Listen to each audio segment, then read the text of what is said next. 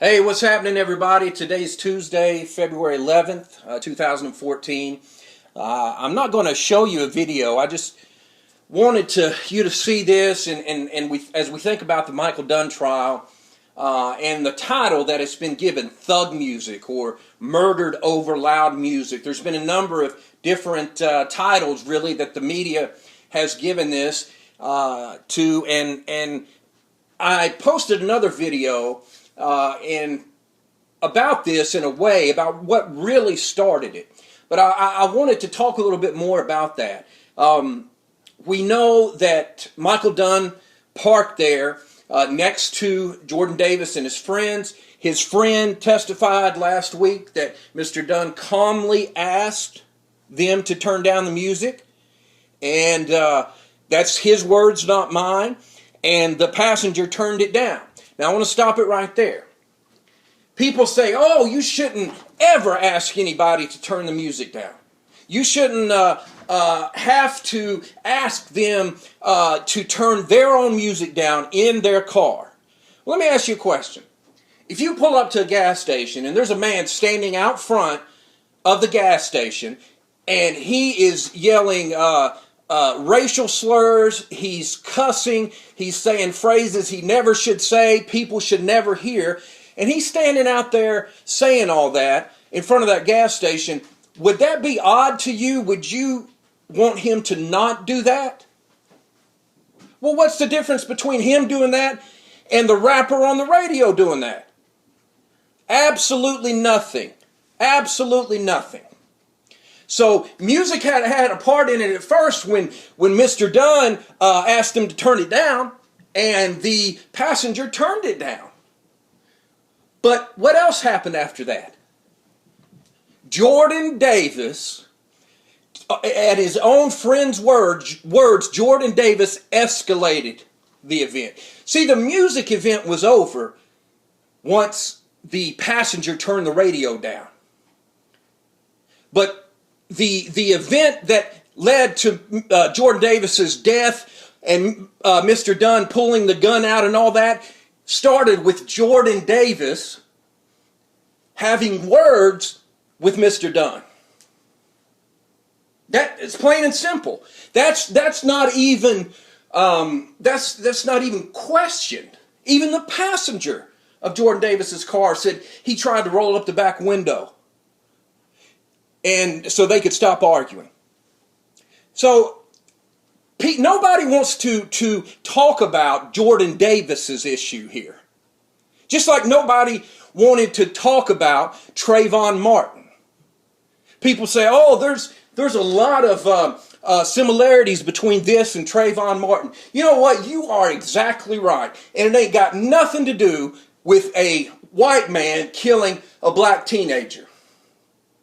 The similarities are, yeah, they were black, but both of them provoked somebody. Mr. Dunn didn't provoke him. The gentleman in the passenger seat turned down the music. He didn't have a problem. But for some reason, Mr. Davis thought, I'm going to talk to this cracker. Where have we heard that language before? Trayvon? When he was talking to Rachel Jeantel? Yeah, there's a lot of similarities here. And, Trayvon attacked Zimmerman. You can say what you want. I know he did.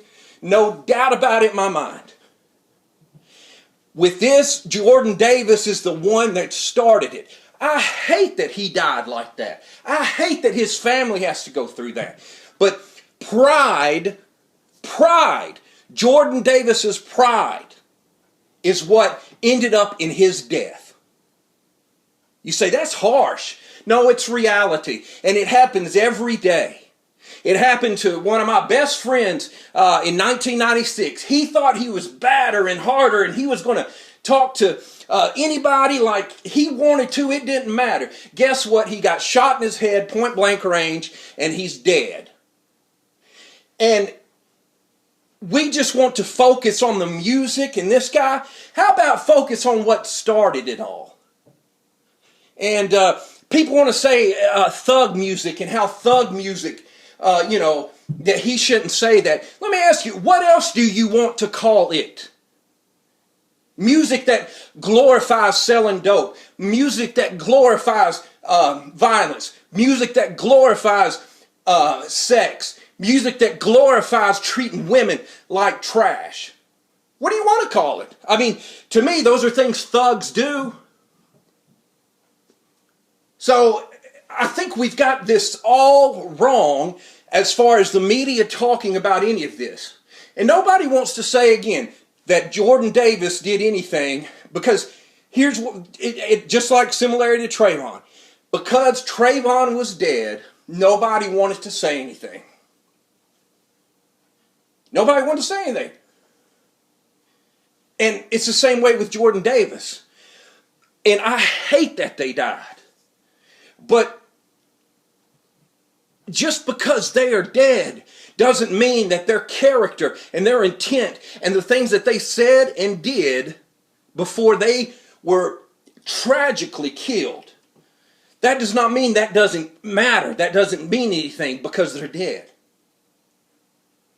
But we need to, in this world, start instead of being politically correct, because that's what people are doing in this.